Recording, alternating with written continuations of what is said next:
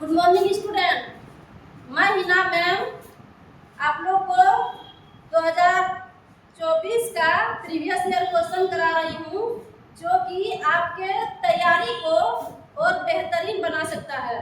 तो चलिए देखते हैं, डिटेल से सॉल्व करवाऊंगी। तो चलिए देखते हैं क्या क्या पूछा। चलिए देखिए, पहला नंबर में क्वेश्चन पूछा है कि निम्न में से कौन परिमेय संख्या, निम्न में से कौन परिमेय संख्या।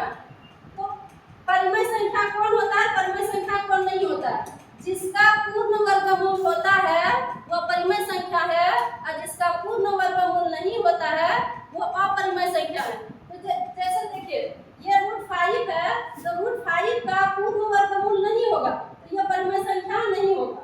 √5 का पूर्ण वर्गमूल नहीं होगा तो ये परिमेय संख्या नहीं होगा। और ये √2 है, तो √2 का भी पूर्ण वर्गमूल नहीं होता है, इसलिए ये परिमेय संख्या नहीं होगा। यहाँ देखिए पाई क्या होता है, अपरिमेय संख्या, तो ये परिमेय संख्या है नहीं।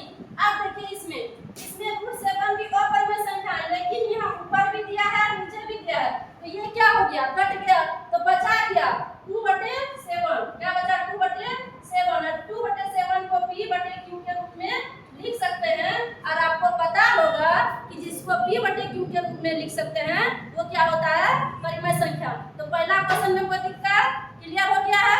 अब चलते हैं नेक्स्ट क्वेश्चन, अब चलते हैं दूसरा क्वेश्चन। क्या पूछा, अगला पूछा है कि शून्य क्या है। क्या पूछा है, शून्य क्या है। तो शून्य होता है परिमेय संख्या। शून्य क्या होता है, परिमेय संख्या। शून्य परिमेय संख्या क्यों होता है, क्योंकि इसको p/q के रूप में लिख सकते हैं। शून्य को क्या लिख सकते हैं, p/q के रूप में लिख सकते हैं, इसीलिए ये क्या है, परिमेय संख्या। ये क्या है, परिमेय संख्या। अब चलते हैं आगे, आगे चलते हैं क्या।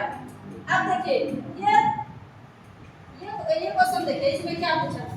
यहाँ पूछा है कि 0.3 के ऊपर बार है, इसके बराबर क्या होगा। इसमें एक फार्मूला होता है जो बहुत जल्दी बन जाएगा, 10 से 15 सेकंड में क्वेश्चन बन जाएगा। देखिए यहाँ इसमें लिख सकते हैं कि 0.p के ऊपर बार, इसका फार्मूला होता है p के पहले जो p है, पॉइंट के बाद जो भी रहेगा उसको उतारेंगे, तो पॉइंट के बाद क्या है, p है, पॉइंट के बाद क्या है, p है। और p के जितना संख्या, पॉइंट के बाद जितना संख्या के ऊपर बार रहेगा उतना 9 उतारेंगे, तो यहाँ क्या हो जाएगा, 9। क्या हो जाएगा, 9 हो जाएगा। अब देखो यहाँ क्या होगा, इसी फार्मूला से इसको बनाते हैं। तो यहाँ हो जाएगा 3 पे बार है, तो यहाँ 0 पॉइंट के बाद क्या है, 3, तो यहाँ हो जाएगा 3। और 3 पे बार है एक संख्या पे, तो कै तो 9 होगा, 1 तो 3 1 जा 3 हो जाएगा, 3 3 जा 9 हो जाएगा। तो यहाँ इसका आंसर क्या हो जाएगा, 1/3। तो इसका आंसर क्या हो जाएगा, ए नंबर। इसका आंसर क्या हो जाएगा, ए नंबर। अब चलते हैं अगला क्वेश्चन। अगला क्वेश्चन क्या पूछा है, अगला क्वेश्चन पूछा है, अगला क्वेश्चन पूछा है कि 1/√2 क्या है। √2 का परिमेयकरण, 1/√2 का परिमेयकरण। परिमेयकरण का मतलब होता है जो नीचे दिया है उसको ऊपर नीचे से क्या कर देना है, गुना कर देना। क्या कर देना है, गुना करना। तो देखिए यहाँ दिया है 1/√2, तो यहाँ हो जाएगा 1/√2, और इसको ऊपर नीचे से गुना करेंगे तो यहाँ हो जाएगा 1/√2 हो जाएगा, और नीचे भी में भी क्या हो जाएगा, √2। तो यहाँ √2 गुना 1 क्या हो जाएगा, √2 हो जाएगा, और √2 गुना √2 क्या हो जाएगा, 2। क्या हो जाएगा, √2 हो जाएगा, क्योंकि √2 गुना √2 क्या होता है, 2 होता है। √2 गुना √2 क्या होता है, 2। इसी तरह अगर मान लिया हो जाएगा √3 गुना √3, तो ये क्या हो जाता है, 3 हो जाता है। तो √2 गुना √2 क्या होता है, 2 होता है, इसीलिए √2 गुना √2 क्या हो जाएगा, 2। तो इसका कौन सा ऑप्शन सही है, बी नंबर। क्या हो जाएगा, बी नंबर। अब चलते हैं नेक्स्ट क्वेश्चन। नेक्स्ट में क्या पूछा, इसने पूछा है कि 36 पर पावर क्या है, 1/2 है। 36 पर पावर क्या है, 2 है। तो यहाँ हो जाएगा 36 किसका स्क्वायर है, 6 का स्क्वायर, तो हो जाएगा 6 का स्क्वायर, और यहाँ हो जाएगा 1/2। तो यहाँ 2 और 2 क्या हो जाएगा, कट जाएगा, तो क्या बचेगा, 6 पर पावर 1। तो बराबर क्या हो जाएगा, 6 पर पावर 1 को क्या लिख सकते हैं, 6 लिख सकते हैं। तो इसका कौन सा ऑप्शन सही है, सी नंबर। क्या हो जाएगा, सी नंबर। अब चलते हैं अगला क्वेश्चन। अगला क्वेश्चन क्या पूछा? अगला पूछा है कि 2 प्लस रूट 2 और 2 माइनस रूट 2 किसके बराबर? 2 प्लस रूट 2 और 2 माइनस रूट 2 किसके बराबर है? तो यहाँ इसके बदले में क्या लिख सकते हैं? यहाँ लिख सकते हैं a प्लस बी और यहाँ क्या लिखेंगे? a minus B. क्या होता है फॉर्मूला? a स्क्वायर माइनस क्या होता है? b square. a square minus क्या होता है? b square. a का मान कितना दिया है? यहाँ दिया a का मान 2, 2 का क्या है? स्क्वायर। और रूट यहाँ b का मान क्या दिया है? रूट 2। क्या दिया है? रूट 2। तो रूट 2 का क्या हो जाएगा? स्क्वायर। अब बताओ कि 2 का स्क्वायर कितना हो जाएगा? 4। कितना हो जाएगा? 4। तो यहाँ हो जाएगा 4 और माइनस रूट 2 का स्क्वायर क्या होता है? रूट 2 का स्क्वायर क्या होता है? 2 होता है। तो 4 में 2 जाएगा, कितना बचेगा? 2 बचेगा। कितना बचेगा? 2। तो इसका ऑप्शन नंबर क्या हो जाएगा? ए हो जाएगा। अब अगला क्वेश्चन देखते हैं। अब अगला क्वेश्चन पूछा है कि निम्नलिखित में से कौन बहुपद नहीं है? निम्नलिखित में से कौन बहुपद नहीं है? तो थोड़ा सा हम इसमें लॉजिक देंगे कि कौन बहुपद हो सकता है और कौन बहुपद नहीं हो सकता। तो देखिए बगल में कौन बहुपद हो सकता है, कौन बहुपद नहीं हो सकता। तो ये रहा बहुपद। बहुपद कौन हो सकता है और बहुपद कौन नहीं हो सकता है। बहुपद कौन नहीं हो सकता है। तो बहुपद कब होगा? जब 4 के घात में क्या होना चाहिए? 4 के पावर में क्या होना चाहिए? पूर्ण संख्या। क्या होना चाहिए? पूर्ण संख्या। तो x y z ये सब क्या है? 4। 4 मतलब क्या हो जाएगा? x y z ये सब क्या हो जाएगा? 4। तो इसके अगर पावर में पूर्ण संख्या मतलब 0 1 2 3 4 ये सब रहेगा तो ये हो जाएगा बहुपद है। और अगर बहुपद कौन नहीं है तो जैसे x मान लो कि रूट में है या -1 में है, पावर में है, पावर में -1 है, या तो इसमें हो सकता है कि इसमें रूट में रहेगा तो भी नहीं होगा, माइनस में पावर रहेगा तो भी नहीं होगा, और बटे में होगा तो भी नहीं होगा। कभी भी x बटे में होगा तो भी नहीं होगा। मतलब 4 अगर रूट में रहेगा तो बहुपद नहीं होगा, अगर माइनस में पावर देगा तो भी बहुपद नहीं होगा, और बटे में रहेगा तो भी बहुपद नहीं होगा। तो कौन बहुपद नहीं होगा? अब देखो ध्यान से, इसमें ये तो बहुपद होगा रे, इसमें ये बहुपद हो जाएगा, ये भी बहुपद होगा, ये भी बहुपद होगा। तो कौन नहीं होगा? इसको बढ़िया से स्क्रीनशॉट ले लेना है। आगे देखो डी नंबर नहीं होगा, इसमें डी नंबर नहीं होगा। तो ये डी नंबर, इसका आंसर क्या हो जाएगा? D number. इसका आंसर क्या हो जाएगा? D number. अब चलते हैं आगे।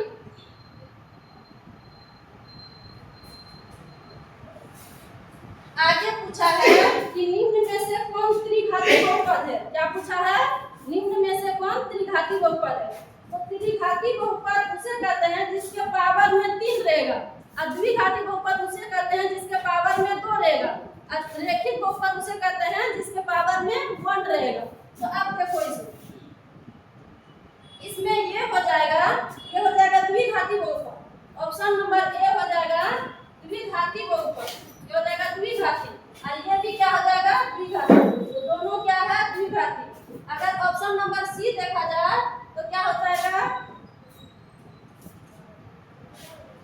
ऑप्शन नंबर सी देखा जाए तो ये हो जाएगा रेखिक बहुपद। ये क्या हो जाएगा? रेखिक बहुपद। और ऑप्शन नंबर डी देखा जाए तो ये क्या हो जाएगा? त्रिघाती बहुपद। क्यों त्रिघाती बहुपद है? क्योंकि इसके पावर में कितना है? 3 है। इसके पावर में कितना है? 3 है, इसलिए क्या है? त्रिघाती बहुपद। तो इसका आंसर क्या हो जाएगा? डी नंबर, ऑप्शन डी हो जाएगा इसका आंसर।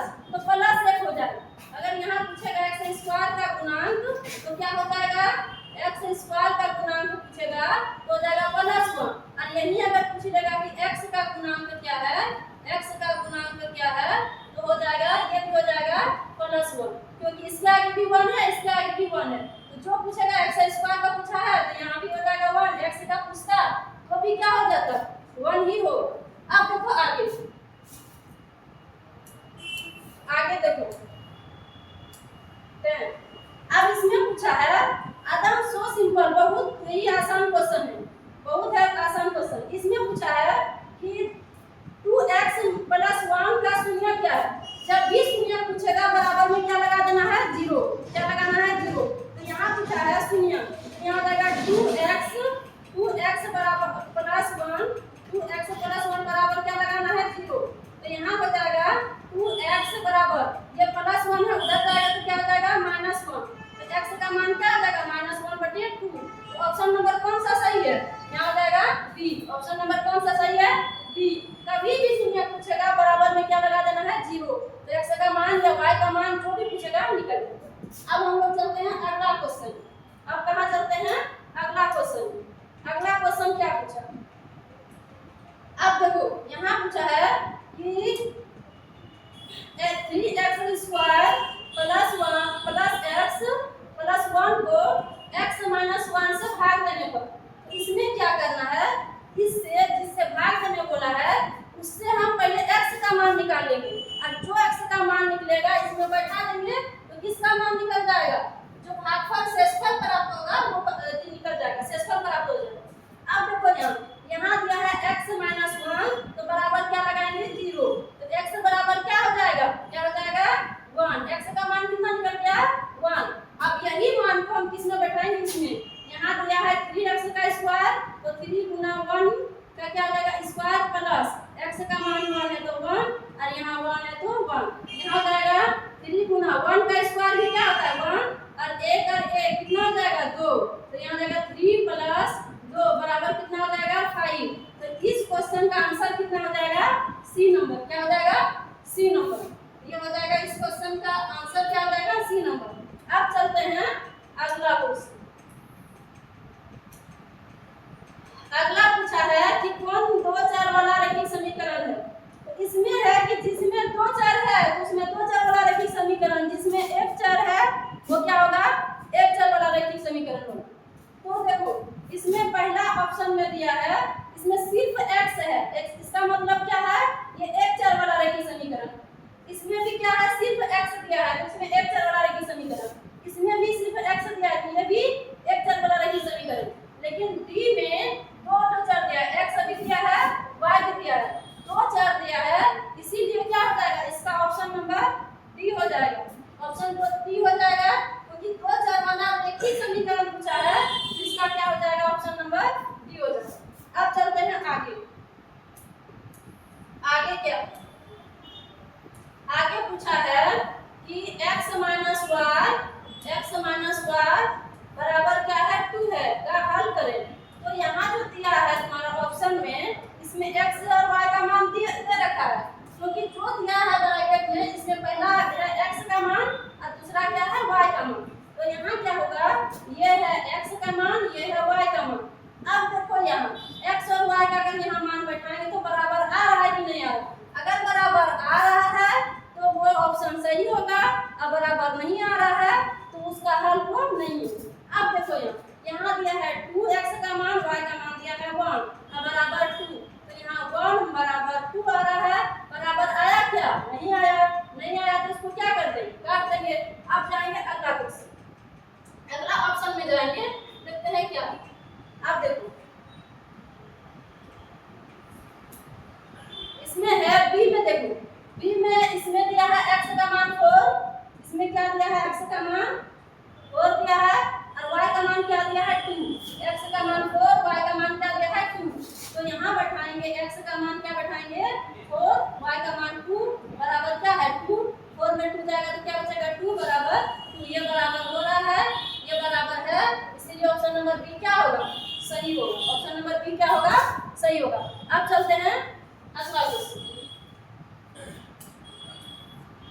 अगला क्वेश्चन क्या है, देखो इसमें बोला है कि दो चर वाले रैखिक समीकरण के कितने हल होते हैं। दो चर वाले रैखिक समीकरण के कितने हल होते हैं, तो दो चर वाले रैखिक समीकरण के कितने हल होंगे, 2 हल। इसका आंसर क्या हो जाएगा, दो चर वाले रैखिक समीकरण का क्या हो जाएगा, अनंत। क्या हो जाएगा, अनंत। लेकिन अगर यही पूछेगा कि एक चर वाले रैखिक समीकरण का क्या होगा, इसमें 1 होगा। देखो दो चर वाले रैखिक समीकरण मतलब होता है x प्लस y बराबर 0। x का मान निकालेंगे, y का मान निकलेगा, जितना x का मान रखेंगे उतना y का मान निकलेगा, जितना रखेंगे उतना निकलेगा, इसीलिए इसमें अनंत मान निकलेगा। लेकिन अगर बोलेगा एक चर वाला रैखिक समीकरण तो जैसे होता है x + 2 = 0, ये कितना चर वाला रैखिक समीकरण है? एक चर वाला रैखिक समीकरण। तो इसमें कितना मान निकलेगा? 1 निकलेगा। जैसे इसमें x का मान निकालेंगे तो 2 निकल जाएगा। तो ये हो गया एक चर वाले रैखिक समीकरण का कितना होगा हल? 1। और दो चर वाले रैखिक समीकरण का क्या हो जाएगा हल? मतलब ऑप्शन नंबर सी इस क्वेश्चन का आंसर है। अब चलते हैं अगला क्वेश्चन। अगला ये बोला है किस चतुर्थांश में है? यहाँ -3 -5 किस चतुर्थांश में?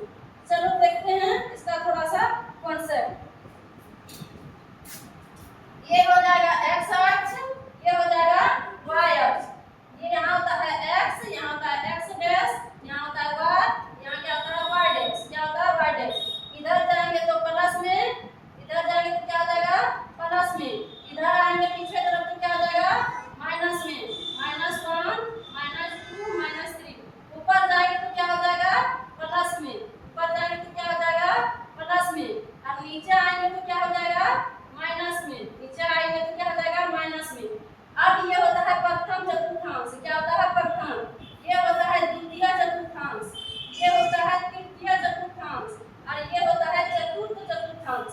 ये होता है प्रथम चतुर्थांश, ये होता है द्वितीय चतुर्थांश, और ये होता है तृतीय चतुर्थांश, ये होता है चतुर्थ चतुर्थांश। अब देखो प्रथम चतुर्थांश में क्या होता है? प्रथम चतुर्थांश में x अक्ष और y अक्ष दोनों क्या है प्लस में, दोनों क्या है प्लस में। तो यहाँ हो जाएगा प्लस, और y अक्ष भी प्लस में, तो प्लस प्लस क्या हो जाएगा प्लस प्लस। दूसरा चतुर्थांश में देखो x अक्ष क्या है माइनस में, और y अक्ष क्या है प्लस में, तो यहाँ हो जाएगा माइनस और क्या हो जाएगा प्लस।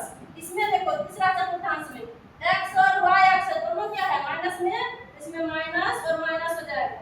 इसमें ये भी x अक्ष भी माइनस में होगा, y अक्ष भी क्या हो जाएगा माइनस में। और इसमें देखो इसमें x अक्ष है प्लस में, लेकिन y अक्ष क्या है माइनस में, y अक्ष क्या है माइनस में। यहाँ पूछा है कि -3 -5 किस चतुर्थांश में स्थित है? तो दोनों में क्या है माइनस माइनस, x में भी माइनस y में भी माइनस, तो किस चतुर्थांश में हो जाएगा तृतीय चतुर्थांश में। यहाँ दोनों में माइनस किस चतुर्थांश में है? तृतीय चतुर्थांश में। अब चलते हैं अगला क्वेश्चन। अगला क्वेश्चन चलते हैं। अगला क्या पूछा है कि c का निर्देशांक क्या होगा? तो c का निर्देशांक देखो x अक्ष कहां जाके मिल रहा है, x अक्ष पर कहां जाके मिल रहा है, और y अक्ष पर कहां जाके मिल रहा है।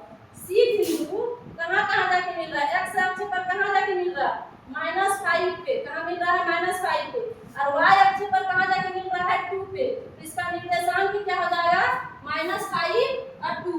तो देखिए इसका ऑप्शन में क्या क्या है, -5 और क्या हो जाएगा 2, यहाँ हो जाएगा -5 और 2, ऑप्शन नंबर ए हो जाएगा। इसका हो जाएगा ए -5 और 2, यहाँ हो जाएगा -5 और हो जाएगा 2। तो इसका ऑप्शन नंबर क्या हो जाएगा ए हो जाएगा। अब चलते हैं अगला क्वेश्चन। अगला क्वेश्चन क्या बोला है? इसमें बोला है कि 105 का संपूरक कोण क्या होगा? क्या बोला है 105 का संपूरक कोण क्या होगा? तो जब भी पूछेगा संपूरक कोण क्या होगा तो 180 डिग्री में घटाना है। किसमें घटाना है? 180 में। और जब भी पूछेगा पूरक कोण क्या है तो किसमें घटाना है? 90 डिग्री में घटाना है। तो यहाँ पूछा क्या है संपूरक कोण क्या है? तो संपूरक कोण पूछा है तो यहाँ लिखेंगे 180 और माइनस क्या हो जाएगा 105। तो यहाँ क्या बचेगा? इसमें बचेगा यहाँ हो जाएगा 75, क्या हो जाएगा 75 डिग्री, क्या हो जाएगा 75 डिग्री। इसमें संपूरक का मान एक दिया है 105, 180 में 105 घटाएंगे तो क्या हो जाएगा 75। इसका ऑप्शन क्या हो जाएगा डी। लेकिन अगर इसी में पूछेगा कि पूरक कोण क्या होगा, अगर पूरक पूछेगा तो 90 डिग्री, जैसे पूछ देगा कि 20 डिग्री का पूरक कोण क्या होगा, 20 डिग्री का पूरक कोण पूछेगा तो क्या हो जाएगा, इसका पूरा कोण पूछेगा तो 20 किसमें घटाएंगे 90 में, तो 90 माइनस क्या हो जाएगा 20, कितना बचेगा, कितना बचेगा 70 डिग्री। इसका आंसर क्या हो जाएगा 70 डिग्री। संपूरक पूछेगा 180 डिग्री में, पूरक पूछेगा तो 90 डिग्री। अब चलते हैं अगला क्वेश्चन। अगला का योग 90 डिग्री हो तो उन कोणों को क्या कहते हैं? यदि दो कोणों का योग 90 डिग्री है तो उन कोणों को क्या कहते हैं? तो क्या कहते हैं? पूरक कोण कहते हैं। क्या कहते हैं? पूरक। 90 कोण पूछेगा तो पूरक। और अगर इसी में पूछता कि यदि दो कोणों का योग 180 डिग्री है तो क्या हो जाएगा? समपूरक। अगर 180 डिग्री पूछेगा तो दो कोण मतलब एक कोण को x मान लो, एक कोण को y मान लो, दोनों कोण का योग अगर 180 डिग्री दिया है तो ये क्या हो जाएगा? समपूरक कोण हो जाएगा। क्या हो जाएगा? समपूरक। लेकिन यहाँ पूछा है दो कोणों का योग 90 डिग्री तो क्या हो जाएगा? पूरक कोण। अब चलते हैं अगला क्वेश्चन। अगला क्वेश्चन क्या होगा? यहाँ देखो एक रेखा में इसमें बोला है कि x का मान क्या होगा। तो ये पता है कि एक रेखा में कितना डिग्री का कोण बनता है? कितना बनता है? 180 डिग्री का। एक रेखा में 180 डिग्री का कोण बनता है तो यहाँ हो जाएगा x प्लस 82 डिग्री बराबर कितना हो जाएगा? 180 डिग्री। क्योंकि ये एक रेखा है, एक रेखा में 180 डिग्री का कोण, तो x का मान कितना हो जाएगा? 180 और माइनस क्या हो जाएगा? 82 डिग्री। तो x का मान कितना निकल जाएगा? x का मान कितना निकल जाएगा? इसमें 82 डिग्री घटा 180 में 82 डिग्री घटेगा तो क्या हो जाएगा? 98 डिग्री। कितना हो जाएगा? 98। तो इसका आंसर क्या हो जाएगा? Option number A. अब चलते हैं अगला।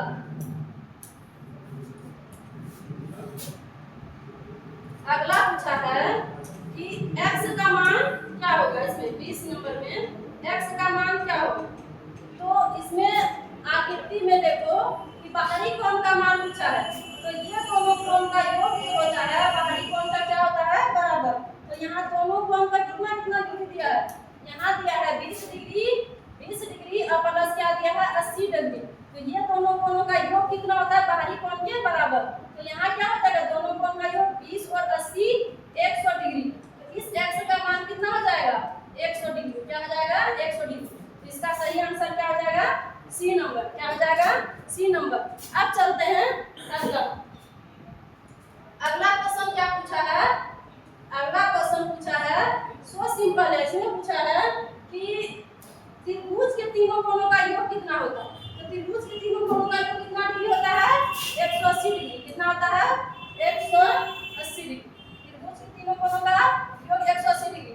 अगर नहीं पूछेगा कि चतुर्भुज के चारों कोणों का योग कितना हो जाएगा तो 360 डिग्री हो जाएगा। कितना होगा? 360 डिग्री। अब चलते हैं आगे।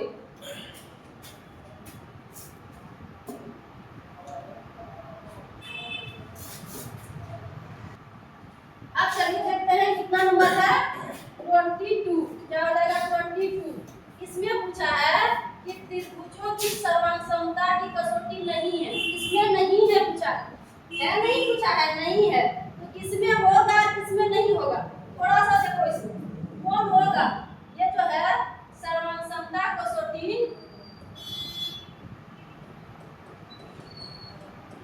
सर्वांग कौन होगा और कौन नहीं होगा?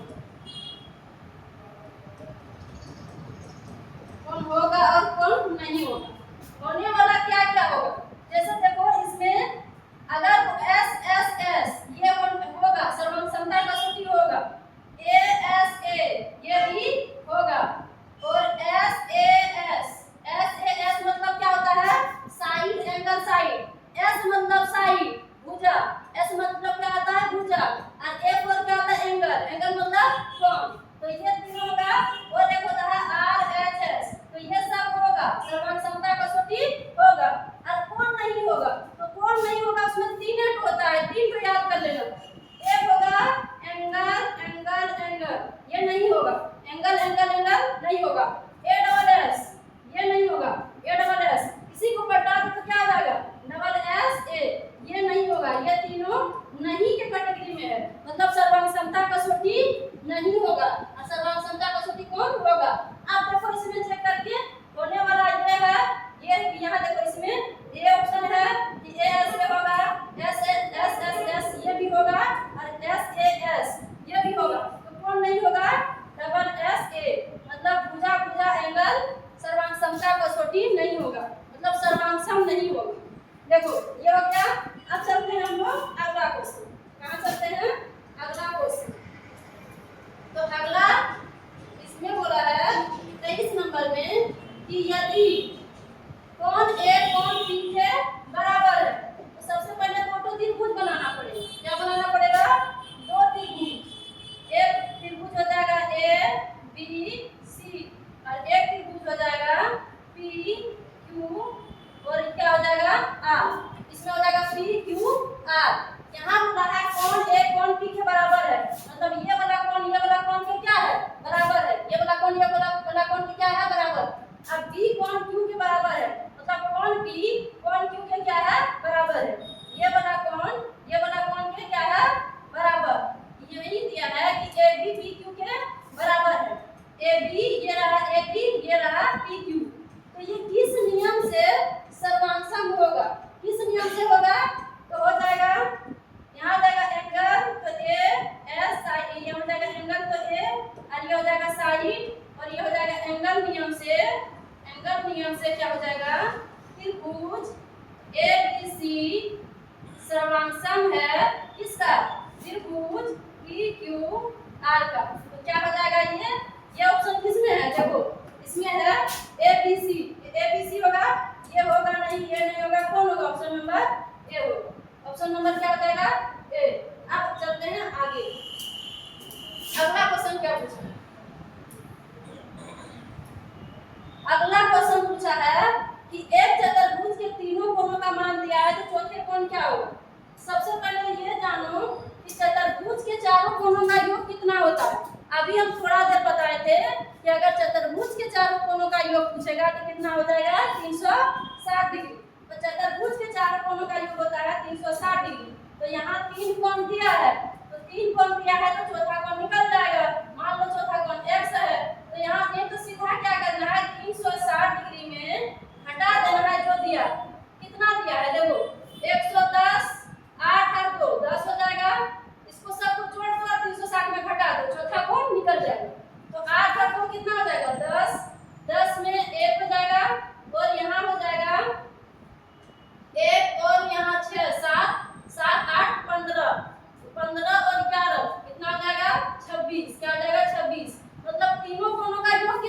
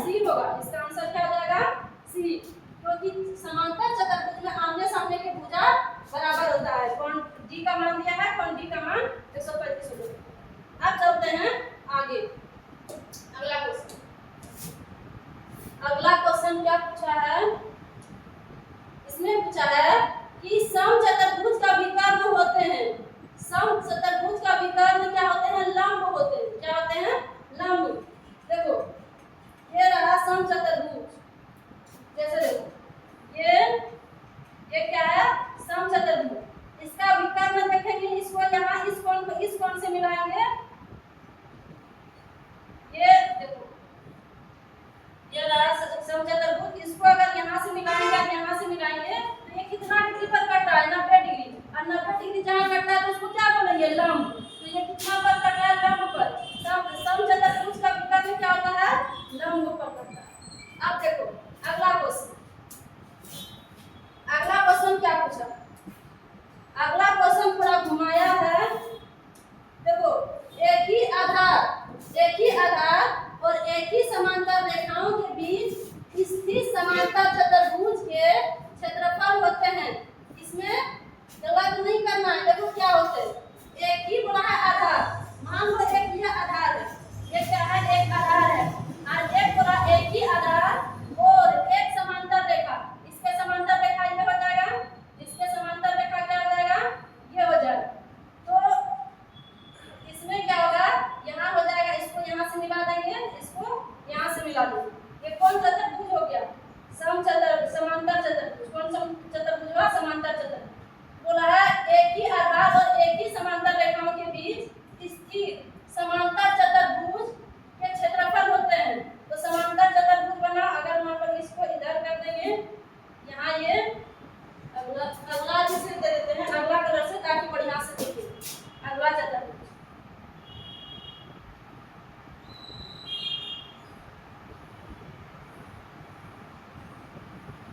ये रहा एक चतुर्भुज और एक रहा ये चतुर्भुज लाल वाला, ये रेड वाला है, ये एक चतुर्भुज। तो एक ही आधार और एक ही समांतर रेखाओं के बीच बने चतुर्भुज मतलब स्थित समांतर चतुर्भुज क्या होते हैं? चतुर्भुज का क्षेत्रफल क्या होते हैं? तो बराबर। अगर यही पूछेगा कि एक ही आधार और एक आधार एक समांतर रेखाओं के बीच अगर बने त्रिभुज पूछता तो वो क्या हो जाता? आधा। अगर इसी में त्रिभुज पूछेगा, ये रहा समांतर चतुर्भुज, क्या एक ही आधार या समांतर रेखा है, और इसमें अगर पूछ देगा कि इसमें त्रिभुज बने, त्रिभुज का क्षेत्रफल क्या होता है? इसके आधा हो जाएगा। बने त्रिभुज का क्षेत्रफल क्या हो जाएगा? आधा। तो यहाँ पूछा है समांतर चतुर्भुज का क्षेत्रफल क्या होगा?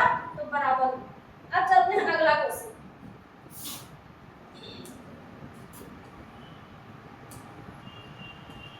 अगला क्वेश्चन पूछा है कि समचतुर्भुज का विकर्ण दिया। अब समचतुर्भुज का क्षेत्रफल पूछा है। तो समचतुर्भुज का क्षेत्रफल क्या होता है? देखो समचतुर्भुज का क्षेत्रफल होता है,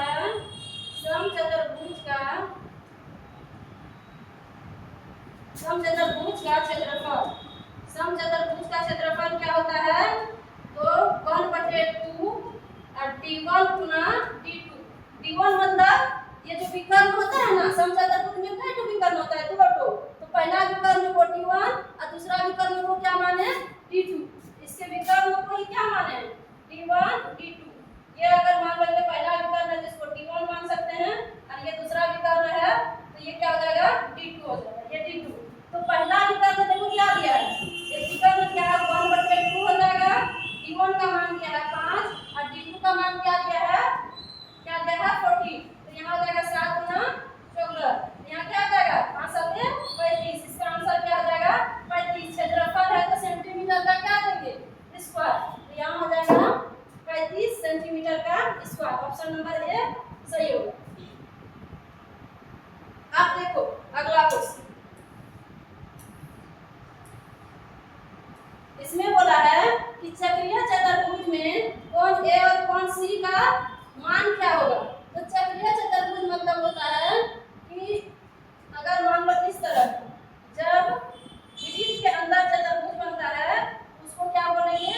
चक्रीय चतुर्भुज। क्या बोलेंगे? चक्रीय चतुर्भुज।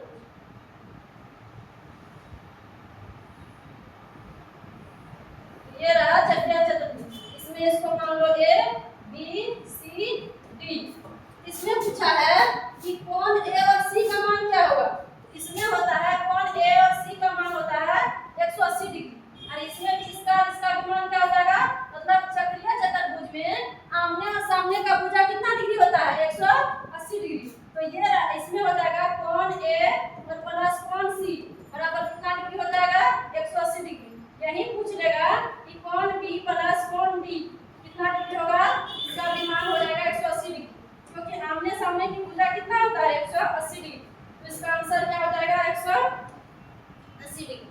अब आगे चलते हैं अगला क्वेश्चन। अगला क्वेश्चन वृत्त की सबसे बड़ी जीवा, वृत्त की सबसे बड़ी जीवा क्या कहलाता है? व्यास कहलाता है। क्या कहलाता है? व्यास। ये वृत्त है, ये सब क्या है? जीवा है। लेकिन बीच से जो गुजरता है वो सबसे बड़ी जीवा होता है, सबसे बड़ी जीवा होता है। वृत्त के जो बीचों बीच जाता है उसको हम लोग क्या कहते हैं? व्यास कहते हैं। तो व्यास वृत्त का सबसे बड़ी जीवा ही क्या कहलाता है? व्यास। क्या कहलाता है? व्यास।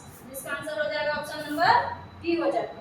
बढ़िया से समझना है अच्छी तरह से, ताकि वहां जाके कोई दिक्कत ना हो। एक एक क्वेश्चन को जितना हम डिटेल बताए हैं, जितना सॉल्व करवाने का तरीका बताए हैं, लॉजिक बताए हैं, उसको बढ़िया से उतारना है ताकि अगला क्वेश्चन हम बनाएं इस कॉन्सेप्ट से बन सके। अगर अगला क्वेश्चन बनाएगा इस क्वेश्चन से आप लोग का क्वेश्चन सॉल्व हो सके इस लॉजिक से, तो बढ़िया से देखना। अब चलते हैं आगे। अगला क्वेश्चन क्या? अगला पूछा है 31 नंबर कि पटरी और प्रकार की सहायता से कौन संभव नहीं है? पटरी और प्रकार की सहायता से कौन संभव नहीं है? तो देखो, इसका डबल होता है 45 डिग्री, तो हम 45 डिग्री को बना सकते हैं। और इसका डबल हो जाएगा, इसमें हो जाएगा इसका डबल, इसमें हो जाएगा 37 है तो 12, इसमें हो जाएगा 35 गुना 70, यहाँ हो जाएगा 75, तो 75 डिग्री को भी हम बना सकते हैं। और ये भी बन सकता है, इसका हो जाएगा 6 गुना 12, 5 गुना 10, यहाँ हो जाएगा, इसको अगर 2 से गुना करेंगे तो यहाँ हो जाएगा 10 और 14 15 हो जाएगा, 12 1 13, यहाँ हो जाएगा 0 1, और इसमें हो जाएगा 6 गुना 12 1 7 गुना 14 15, 0.15 1 और 6 गुना 12 1 13। 135 डिग्री को भी हम बना सकते हैं, 135 डिग्री को भी बना सकते हैं, लेकिन 40 डिग्री को नहीं बना सकते। तो किसका रचना संभव नहीं है? 40 डिग्री। अब चलते हैं अगला क्वेश्चन। अगला क्वेश्चन क्या बोला है? ये तो सबको पता होगा कि इवन का सूत्र क्या होता है? क्या होता है? S होता है, S माइनस A होता है, और क्या होता है? S minus B, S minus C होता है। तो इसका आंसर क्या हो जाएगा? Option number B. ये सूत्र सभी को पता है। ये हो जाएगा, ये हो जाएगा, इसका ऑप्शन नंबर क्या हो जाएगा? बी। अगर यही पूछेगा कि अर्ध परिमाप का सूत्र क्या है, ये हो जाएगा त्रिभुज के अर्ध परिमाप का सूत्र क्या हो जाएगा? इसमें प्लस लगेगा, a plus b plus c बटे 2 हो जाएगा, ये हो जाएगा अर्ध परिमाप का सूत्र। अब चलते हैं अगला क्वेश्चन। अगला क्वेश्चन क्या है? इसमें देखो क्या पूछा, इसमें त्रिभुज का परिमाप पूछा है, अर्ध परिमाप नहीं पूछा है। यहाँ बोला है कि त्रिभुज की भुजाएं, मतलब पहला भुजा 122 120 और 22 मीटर क्या है, तो उस त्रिभुज की परिमाप क्या होता है? तो परिमाप का फॉर्मूला क्या होता है? त्रिभुज का परिमाप a plus b plus c। विषमबाहु त्रिभुज है, यहाँ अलग अलग भुजा है, तो ये किस त्रिभुज का दिया है मान? विषमबाहु त्रिभुज का। और परिमाप क्या होता है? परिमाप बराबर होता है a plus b plus c, मतलब तीनों भुजा। तो पहला भुजा क्या दिया है? यहाँ दिया है 122, और दूसरा भुजा क्या दिया है? 120, और तीसरा भुजा क्या दिया है? 22। इसमें क्या हो जाएगा? इसमें हो जाएगा यहाँ हो जाएगा 2 और 2 4, तो यहाँ हो जाएगा 264। इसका आंसर क्या हो जाएगा? C number. इसका सबको जोड़ेंगे तो परिमाप कितना निकलेगा? सी नंबर निकलेगा। इसी में अगर अर्ध परिमाप पूछता है तो इसको 2 से भाग देते थे, कितना होता है? 132। लेकिन यहाँ अर्ध परिमाप नहीं पूछा है, क्या पूछा है? परिमाप। तो परिमाप पूछा है, इसका आंसर क्या हो जाएगा? सी। अब चलते हैं अगला क्वेश्चन। अगला क्वेश्चन क्या बोला? बहुत आसान क्वेश्चन। अब इसमें बोला है कि समबाहु त्रिभुज का परिमाप क्या होता है? तो समबाहु त्रिभुज का तीनों भुजा क्या होता है? बराबर। तो समबाहु त्रिभुज का परिमाप क्या होता है? इसका परिमाप होता है, समबाहु त्रिभुज का परिमाप इसका होता है 3a। समबाहु त्रिभुज का परिमाप, एक समबाहु त्रिभुज का परिमाप 3a होता है। इसका मान कितना दिया है? 60 सेंटीमीटर। तो 3 से घटाएंगे तो 20 दिया, कितना हो जाएगा? 60। a का मान कितना हो जाएगा? a का मान क्या हो जाएगा? 20। यहाँ पूछा क्या है? इसकी भुजा की लंबाई। तो भुजा की लंबाई क्या आ जाएगा 20 सेंटीमीटर। अब चलते हैं आगे अगला क्वेश्चन। ये कितना था, यहाँ था 35। देखो इसमें 35 में पूछा है एक घन का कुल पृष्ठ क्षेत्रफल 96 दिया है। एक घन का कुल पृष्ठ क्षेत्रफल 96 दिया है, तो घन का आयतन क्या होगा? तो कुल पृष्ठ क्षेत्रफल, एक घन का कुल पृष्ठ क्षेत्रफल होता है 6a²। क्या होता है 6a², और इसका मान कितना दिया है 96 सेंटीमीटर। क्या दिया है 96 सेंटीमीटर स्क्वायर। तो यहाँ हो जाएगा 16 चौकी कितना होता है 96, तो यहाँ हो जाएगा 16 a² बराबर क्या होता है 16। a² बराबर क्या होगा 16 सेंटीमीटर का, यहाँ हो जाएगा 16 सेंटीमीटर का स्क्वायर। तो a बराबर क्या हो जाएगा, इसका स्क्वायर हटाएंगे तो क्या हो जाएगा रूट चढ़ेगा, या डायरेक्ट भी लिख सकते हैं a का मान 4 हो जाएगा। तो यहाँ रूट चढ़ाएंगे तो यहाँ क्या हो जाएगा 16, a बराबर क्या हो जाएगा 4, a का मान क्या हो जाएगा 4। तो यहाँ तो ये भुजा का मान निकला है, इसमें घन की भुजा का मान निकला। अब पूछा घन का आयतन, तो घन का आयतन क्या होता है, घन का आयतन होता है a का क्यूब। तो a का क्यूब, तो यहाँ a का मान कितना है 4, 4 का क्यूब, और 4 का क्यूब कितना होता है, 3 बार इसको लिखेंगे 4 गुना 4 गुना 4, यहाँ हो जाएगा 64। तो 64 और क्यूब है तो सेंटीमीटर का क्या हो जाएगा क्यूब हो जाएगा। क्षेत्रफल रहेगा तो स्क्वायर, और भुजा रहेगा तो सेंटीमीटर, यहाँ लिख सकते हैं, यहाँ लिख सकते हैं सेंटीमीटर। तो यहाँ हो जाएगा इसका क्या हो जाएगा आंसर 64 सेंटीमीटर का क्यूब। अब चलते हैं अगला क्वेश्चन। अगला क्वेश्चन क्या पूछा,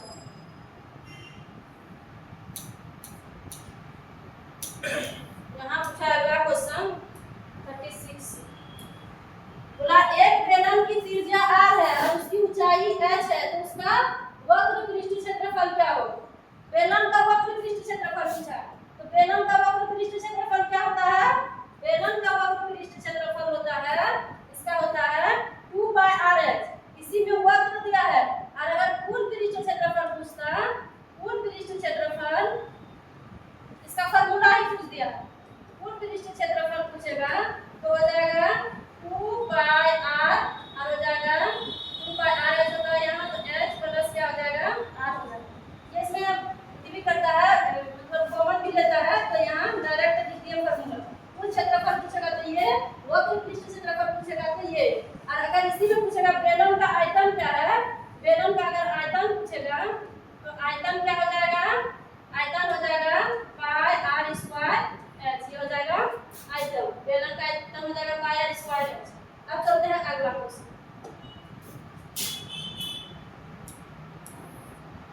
अगला क्वेश्चन, किसी शंकु की ऊंचाई h है और त्रिज्या r है, तो त्रिज्या की ऊंचाई l है। शंकु का आयतन, शंकु का आयतन का फार्मूला क्या होता है 1/3 πr²h। इसका डायरेक्ट पूछ लिया, शंकु का आयतन क्या हो जाएगा, आयतन का फार्मूला होता है 1/3 πr²h। अब चलते हैं आगे अगला क्वेश्चन। अगला क्वेश्चन क्या पूछा, इसमें फिर पूछा अर्धगोलक। अर्धगोला में पूछा है कि अर्धगोला की त्रिज्या क्या है r, उसका वक्र पृष्ठ क्षेत्रफल क्या है। तो वक्र पृष्ठ क्षेत्रफल होता है 2/r²। क्या होता है 2/r²। कुल पृष्ठ क्षेत्रफल पूछेगा तो 3/r², 3/r²। और अगर क्षेत्र आयतन पूछेगा, अर्धगोला का अगर आयतन पूछेगा 2/3 πr³ हो जाता है। तो ये हो जाएगा आयतन अगर पूछेगा, तो यहाँ पूछा है वक्र पृष्ठ क्षेत्रफल, कुल पृष्ठ क्षेत्रफल हो जाएगा 3/r²। अब चलते हैं आगे अगला क्वेश्चन। इसमें बोला है उच्च सीमा क्या है, तो जो कम होता है उसको बोलते हैं, इधर का आगे वाला को बोलते हैं निम्न सीमा, मतलब जो कम है वो निम्न सीमा, और ये वाला को बोलते हैं उच्च सीमा। तो अवर का अंतराल इधर वाला को बोलते हैं उच्च सीमा। तो यहाँ क्या पूछा है उच्च सीमा क्या है, निम्न सीमा और उच्च सीमा। उच्च सीमा कितना हो जाएगा 25, क्या हो जाएगा 25। निम्न सीमा पूछता तो क्या होता था, निम्न सीमा पूछता तो क्या हो जाता 10। अब चलते हैं अगला क्वेश्चन।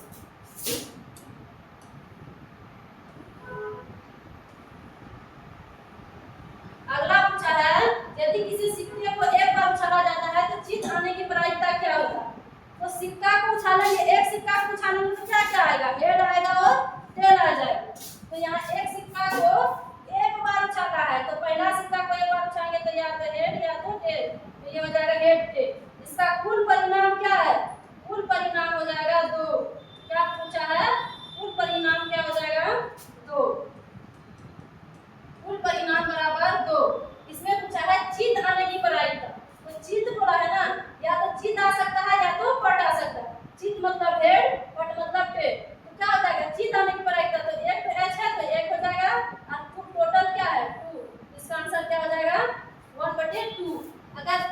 पूछेगा, चित आने की प्रायिकता पूछेगा तो भी 1/2, बट आने की प्रायिकता पूछेगा तो भी इसका आंसर क्या हो जाएगा 1/2।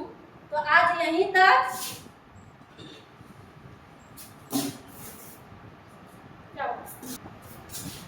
तो बताइए कि वीडियो कैसा लगा, जरूर कमेंट्स में बताइएगा।